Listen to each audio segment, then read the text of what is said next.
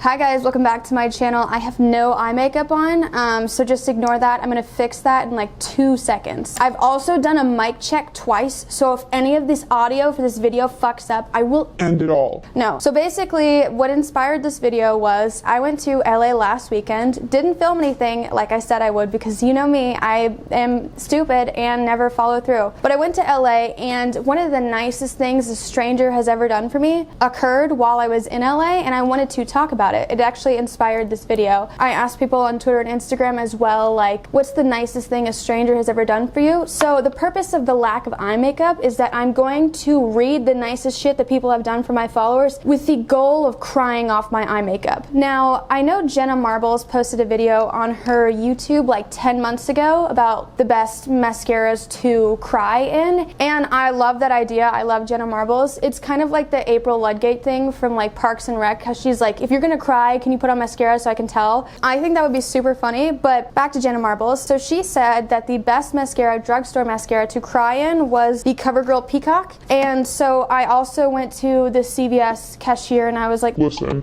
what's the worst mascara?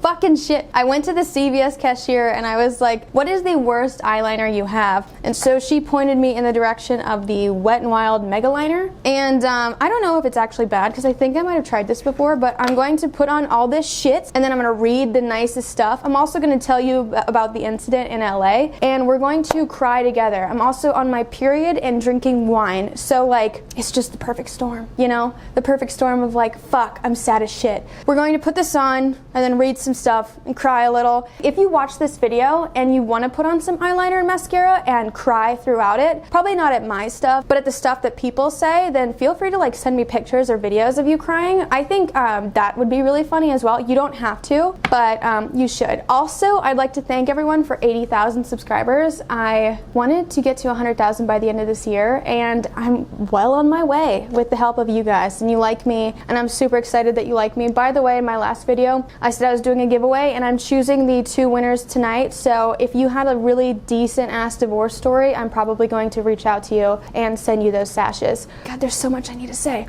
All right, but fuck that. Let's get into the actual applying of the eyeliner.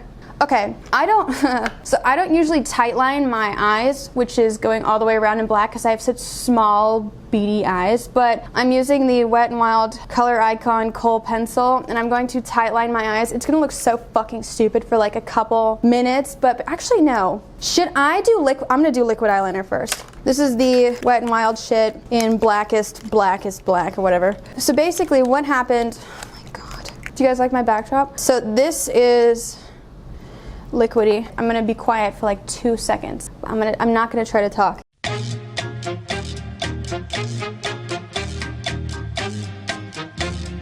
God, it burns my eye. Good. Oh, thank God. It's gonna sting so fucking bad. I hope this shit hurts like hell.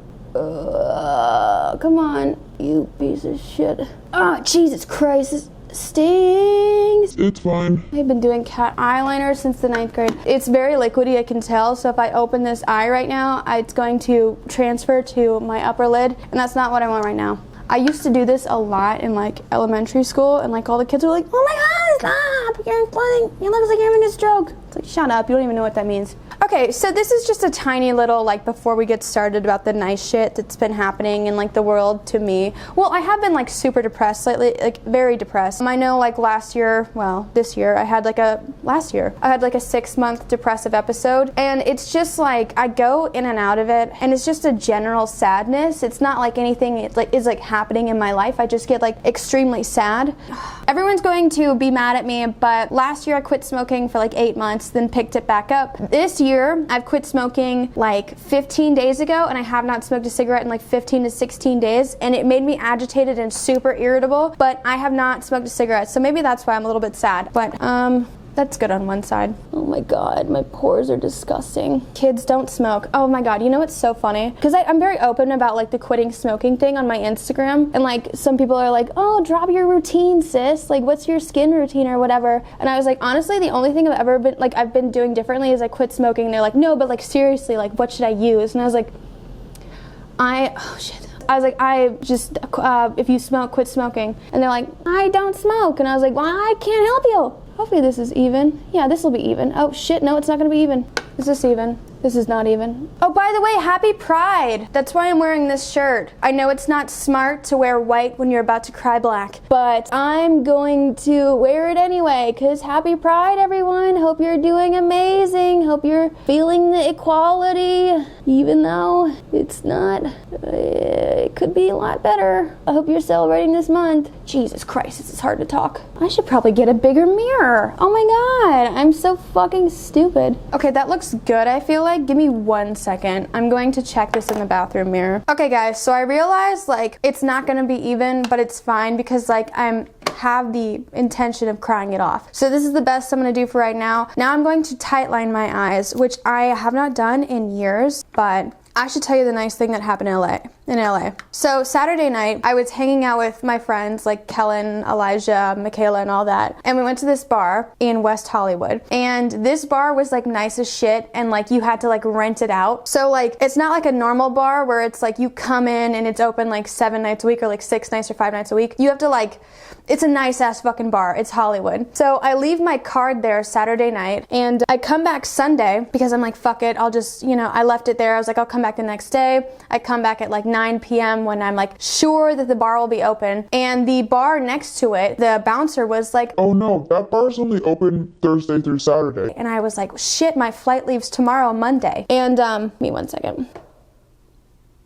Oh, Jesus. So I'm basically like, fuck, I don't have a debit card and I need to get my car out of long-term parking because I parked at the airport and in my hometown. So like, I was like, fuck, I need to get like cash out to like get out of this like parking deck. And then like just like I was like, it's like a multitude of things where like I needed like money this week, and so I was like, fuck, I can't get my debit card out of this one stupid fucking bar in LA. And so I tried to go on their website. Their website is just an email address to book the actual bar, and I was like, okay, you're bougie, like it's like shut up. And then they have no phone number, it's not even listed on Yelp or anything, it's like that type of bar. And so I was like, shit. So I was like crying, and then my Lyft came, and the Lyft driver, he like saw me crying, and I was just like straight up like bawling my eyes out, and he's like, what's wrong? And I was like, give me 1 second.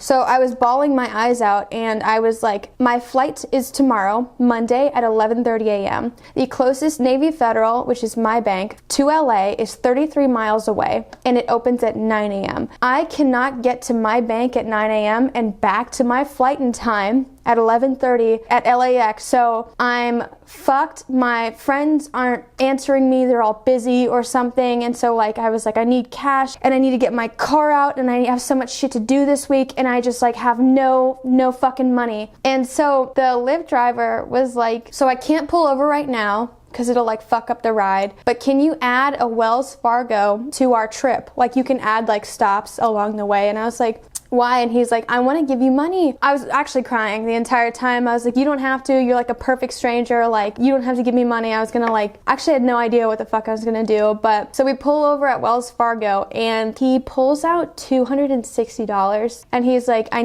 know you're gonna be in LA, and I know you need to get your car out, and it's gonna be the entire week that you need this cash. And I was like crying because it was this perfect stranger letting me borrow $260. And like I literally did not know this guy, but then I was crying, like thanking him the entire time, like on the way back. And then I got to my hotel. I figured that I would tip him the amount that he gave me because my card was still on Lyft. Like I hadn't canceled it yet. So I was like, oh shit, I'll tip this guy $260. But Lyft makes it so it's only like, it goes up to 15. And I was like, do you have Venmo? Do you have PayPal? He didn't have like Cash App or like any of that or anything. So I was like, shit. I gave him my number, and I was like, I will pay you back. I will send you the money, a cashier's check when I get a debit card, I swear. And he turned to me and he was like, Sarah, I trust you. And I was like, oh, okay, let's finish this eye makeup. So this Lyft driver said that he trusts me to pay him back. I don't know, like I said earlier, like I've been in like a weird depressive episode where you just think that you're like a piece of shit. It's like just going through your mind that like everyone thinks that you're a piece of shit. And so like, it's just weird when he saw me as like not a piece of shit that he could like trust. And that fucked me up for a while because it was an extremely nice gesture, and it also like proved that like I'm not like the piece of shit that my mind keeps telling me that I am. on. So let's get back onto the makeup. But yeah, so that was the nicest ass thing that a stranger has ever done for me, and it was just so fucking nice. Let me just wrap up the eyes because I want to actually cry. I really do want to cry this shit off, and that's the inspiration for this story, is that this Lyft driver, who I'm going to pay back, because let me just do this right now and then I can update you. So this mascara is Jenna Marbles tested and approved for crying, so I expect her, I expect it to fuck me up. Now I'm going to be putting on fake eyelashes. This is just for the product. I want to cry it off. Sorry, I didn't want to cry before I put on everything else because like I feel like it would like defeat the purpose of everything. This is such a good mascara though. Put a lot on the lower lashes. We still have so much we have so much of the video to do. Hopefully that's a shit ton of mascara. If it's not enough and the crying is not like pouring down my face, I will fix that. What was I talking about? Okay, so yeah. So I'm about to put on the eyelashes right now. Usually when I go to the airport, one of the things that I really enjoy doing is buying in-flight Wi-Fi. It's like 16 bucks and I'm like, you know what really grinds my gears, it really fucks my butt, is that, okay, wait. These are too long for my eyes, so we're going to cut off the center. So whenever I get to the airport, I like to buy in-flight Wi-Fi, and it's just because it's like 16 bucks and everyone's like, oh my god, but it's like only like a 5-hour flight. You're wasting, it's like, shut up. I bought this book in the LAX airport because I'm obsessed with like murderino, like I'm a murderino now. So it's called Stay Sexy and Don't Get Murdered. But I bought this with the cash that the guy gave me at the LAX airport. And you know how much it costs? $24.99. I read that book from LAX to Chicago and it cost me $24.99. You know how much in-flight Wi-Fi is? It is $16 and it lasts me the entire flight. So when people say don't waste your money on in-flight Wi-Fi, I'm like, it's more cost effective to buy in-flight Wi-Fi. You save literally $8 than reading a book on a fucking plane, you know? Well, I am a speed reader because I'm exceptionally intelligent. No, I'm actually really stupid as fuck. Okay, so this is the Tarte glue, whatever. But yeah, oh yeah, so I've been listening to those like crime documentaries and it's been making me like cry a fuck ton because I really do enjoy like murder, but not like, Jesus Christ, I got this everywhere. Yeah, I read that entire book from Chicago to LA and I could have saved $8 by just getting in-flight Wi-Fi. You know what's a really interesting money-saving advice? Usually I fly American or United, whichever one is cheapest. I don't usually go on Spirit because like I don't hate myself like that much. And did you know that as of July of last year, if you sit in the emergency exit row of a United flight, you get free drinks? And so like that sounds like counterintuitive in that these people are operating the emergency exit of the plane. You know, I feel like they shouldn't be incapacitated, but if there's anyone I trust to rip open a fucking emergency exit door, it would be someone drunk. You know, if you feel the plane going down and the entire thing is shaking all around you, the only people on that flight I would trust were the people with liquid courage. You know, other people are like praying, like, you know, figuring out their religion. They're coming to Jesus moment. They're like, oh my God, I'm gonna die. Okay, wait. Let me put on this eyelash and explain this really quickly. Ah! Is that bad? I can't see myself from a distance. Yeah, that's ugly. That looks like trash. Oh, my lip liner is fucking up. What did I do? Oh, I've been drinking. So let me do the other one. Okay. So if the plane is crashing, I 100% like trust drunk people more than anyone else. So I used to drive a car where the engine would stop randomly and like, not like slow to a stop, it would just stop. So like I'd be going like 60 miles per hour and then it would just stop. And so like it gave me whiplash, like severe whiplash, like a lot. So you know what I learned is that when that shit happened, like just completely relax your body. I'm not saying like I managed to like, I would just always drove like super relaxed. You know, like when people are like drunk in like tornadoes. So there have been people who have like survived like tornadoes. They get like sucked up into tornadoes because they are so drunk that their body is completely relaxed. There are often like times a drunk driver will survive a crash because like the alcohol has relaxed their body. And unfortunately the other people in the car will die because they tense, you know, and that just tenseness, like it breaks bones, you know, it's detrimental to your health and your survival if you tense up Like I was saying, like in the airplane, when people are drunk and they're operating the emergency exit row, I trust them more than anyone else because drunk people survive crashes, survive tornadoes, survive like being hit by like cars just walking. It's because their body is so relaxed. So it's like, you motherfucker, I'm sticking with you. Does that look good? Probably not. I know it might be even, but I feel like I want to cry it off more. Alright, so that's pretty rough. I'm gonna go blend that out in the bathroom and then I'm gonna start to read everyone's stories. Sorry this took so long. Okay, so this is the final look. It's a lot going on and it's not really my style, but I want to Fucking cry. and I want it to stream down my face. So the first story that we have is from Tori. Once I was learning to drive manual and I thought I could drive to the store by myself, but plot twist, I couldn't, and so I kept killing my car at a busy ass intersection and people were getting pissed and honking at me and I was crying my eyes out. Then this huge truck pulled up beside me and put on their hazards and I was like, oh my god, they're going to kill me. And then this lady got out and came to my window and she told me that I was doing fine and to take a deep breath. She offered to drive my car to the nearest store for me, but said that she thought I could do it if I just ignored everyone else and focused on myself. And I stopped crying and pulled myself together, and the next time I tried to go, it worked. This lady was a literal guardian angel, and her kindness got me through such a bad situation. That's not really that, well, that is extremely kind of her. Wouldn't make me cry. I think driving a stick shift is such a great method to like not getting your car stolen. If I was a car burglar and I was like, fuck, I gotta steal a car, and I was like, this one is stick, I'm like, it's like, fuck it. I can't do that. I don't even that didn't make me cry. I want to cry. Rick Watson says, here's my story of a stranger doing something nice for me. I was wounded in Iraq in 2004. I couldn't tell you how many letters I've gotten from people all over the country telling them how proud they were of me serving my country. The one that still tugs at my heart is a quilt of valor. Mine is currently in storage, but we moved into a small apartment right now, or I'd send you a picture of it. Apparently they were made by different people all over the country. Mine was made by a group of ladies from Delaware. Each square is hand stitched and the ladies sewed their names into the squares that they did. I see on their website that they give them out ceremonies now. I didn't have any type of ceremony, just the nurses or maybe my social worker at Brooke Army Medical Center giving it to me. It's such a simple thing, but it's given me so much comfort to have it. I don't even use it as a quilt. I usually have it hanging proudly on my wall. I have my medals and the coins that I have received, but that quilt is probably the most treasured thing I own. My mom was in the military. My mom is an amputee, if you guys didn't know that. My mom served in the Navy 30 years and she's missing part of her foot. So like, I know like if you, like an IED will like blow off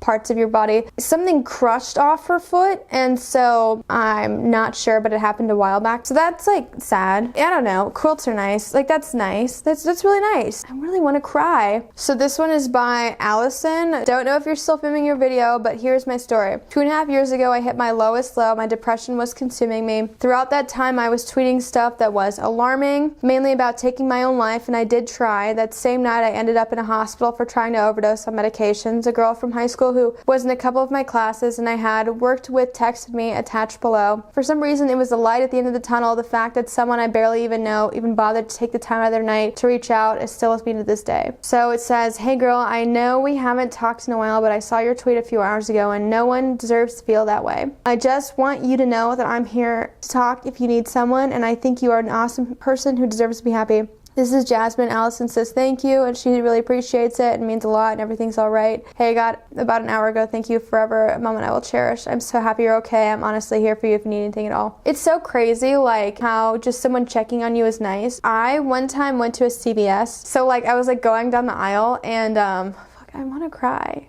I was going down the aisle and I was just like browsing, and then the CVS employee was like, how are you doing tonight? And I was like, how are you? I asked the CVS employee, like, how are you doing? And he just started to cry, and I was like, I'm assuming no one has asked you in a while. So it's crazy, like, it was just someone checking on you is like a really nice thing. Sorry that you got to that point. Okay, so this one is by Kaylin. Junior year of high school, my best friend and I were shopping for homecoming dresses. My friend was on a strict budget, given that she only had $40 to spend. We found the perfect dress, but the price tag was a little less than perfect. I told her that she had to get the dress and to call her grandma to ask for money. She refused because she hates asking people for things. As we were about to leave the dressing room, a woman who had been in the store with her daughter came to us, offered my friend $40 to buy the dress. We told that we couldn't take her money, but she insisted and had us cornered in the store, so we couldn't say no. She bought the dress and told her family that what had happened. Her grandfather had passed away a few months prior, and they were all convinced that he had sent this woman into the store. To this day, this was the nicest thing.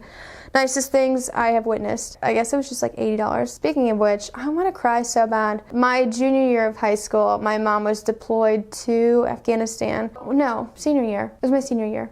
No, junior year. Okay, so my dad gave me like $50 to buy a dress, like a prom dress. And so I saw this dress that I really liked, but it was like expensive as shit. And this is like me being like a piece of shit. I took the dress to the dressing room and I ripped off the entire zipper of the dress. I took the dress out of the dressing room and put it back. And then I came back a couple hours later and I was like, oh my God, I fucking love this dress. To the associate, I was like, I love this dress, but it's like fucked up in the back. And she's like, oh my God. Like, so the entire zipper of the dress was ripped off. Oh my God, like I would still love to buy it. And she's like, yeah. So she discounts it 80%. She discounts this dress 80%. And so I get it for less than $50. And $50 I think is what my dad gave me. And so then I took it back home and I just sewed up the back and I had a perfectly good prom dress. But yeah, I want to fucking cry, but that's a really nice thing that she did. I really want to cry. Come on. So this one is by someone that's kind of like anonymous. It says disconnect. This story makes me happy nowadays and is totally okay to share. My senior year of high school, I was in and out of the mental hospital, and after I got out of the hospital for the last time, I was promptly ghosted by one of my closest friends. She just up and never replied to my texts or calls again. I tried to stop by her house and talked, and she told me she was incredibly sick and couldn't even come to the door. I took the hint and let our friendship die. A couple months later, I had posted on my Tumblr about the situation without using any names or specifics. I was mainly writing about how hard the past couple months of my life had been and how I had lost so many people in my life throughout the years. A day after I made the post, the same friend that ghosted me sent me a long-ass message about how I was a terrible person and how I was blaming her for my hospitalizations. She told me I needed to stop playing the victim and realize other people around me are hurting too. It had a lot more to it, but it was the cruelest message I ever received, especially from someone I once was so close with. I was at a family dinner when I got the text and didn't read it until I got in the car with my sister to go home. I started reading it and it fucking wrecked me. Like I started sobbing so goddamn hard. I showed my sister and she read it and was horrified. She was just trying to comfort me in the parking lot of the restaurant where we were actually facing the front door. The restaurant had closed and the staff were doing their closing stuff. My sister asked if I wanted to talk about the message with one of my friends and I said yes. So she was about to pull out the parking lot and drive to me to my friend's house. Our server from dinner came trotting out of the restaurant and came up to my window. I rolled it down and she said, I'm sorry you're having a bad night, and handed me a to-go box. Before going back to the restaurant, it was a slice of peanut butter pie, nicest thing a stranger has done, and made me cry even harder. And some people could be so cruel while others could be so kind. I read that extremely fast. So this one is by Sarah, oh my God, I don't know if this counts, but this is actually about you changing my life. One of your tweets literally changed my life. Like actually I tried to find it on Twitter, but you may have deleted it. But it was about tachycardia. Well, let me tell you something. I have been very sick for the last 5 years. We thought we knew what was going on, but last year around September I developed new symptoms and I was just a complete mess. I missed months of school and became isolated from my friends and family.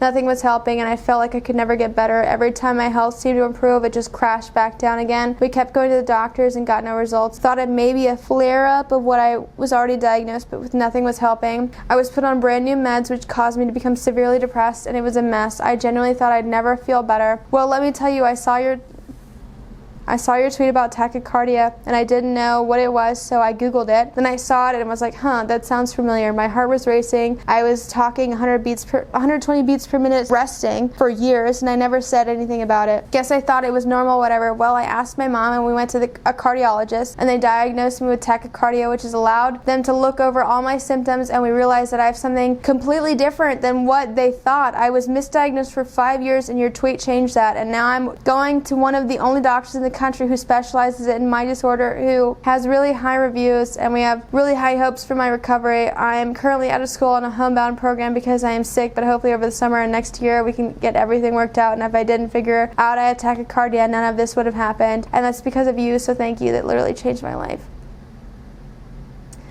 So like in college I ate like every other day because I thought I was fat as shit, and I took Adderall and I smoked cigarettes and I drank a fuck ton. I got really sick my senior year of college. That's a whole nother story for a different day. But I got really sick. So I'm super happy that Sierra went to the hospital. Give me 1 second. Dopey.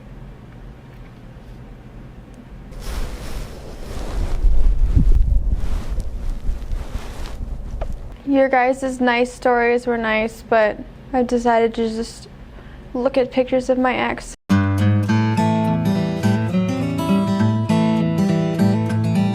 Okay, Okay, so this is what happened. I read some stories, cried a little, obviously, and then I fell asleep. So the stories did work. When I was in college, this lady asked where I got my hair done, and I just pretended like I was deaf. Never mind, please don't include that. So the stories are really emotional, and I'm super tired, and this was all great. I'm really sorry that I'm cutting this short, but I literally did not. I underestimated how tired I would be. I'm super fucking tired. I literally just napped so long. Everyone had these like long ass stories. I really do appreciate them. Alright, okay, so that's it for today. I'm just way too tired. I'm so sorry. Thank you, Jenna Marbles, for the advice about which mascara runs the most. Obviously, this mascara ran a decent amount, and I got to cry a bit and like be emotional and stuff. Thank you for 80,000 subscribers. I wanted to get to 100,000 by the end of this year, and I feel like that's doable. I could get there in like a couple months, and I'm super excited about that. Thank you everyone who sent something in. Some of these are actually like really sweet, and I want to respond to them, so I'm going to respond to you. So yeah, subscribe to me on YouTube. Ring that bell. I post videos every week-ish, week and a half, 2 weeks. If you want to participate in these videos in the future, I highly recommend subscribing to me, following me on Twitter and Instagram, because I always ask these videos on my Twitter or Instagram, ask these questions on my Twitter or Instagram. And yeah, that's it for this week. Thank you so much for 80,000 subscribers. I hope you have an amazing week, and I will see you guys in the next one. Goodbye.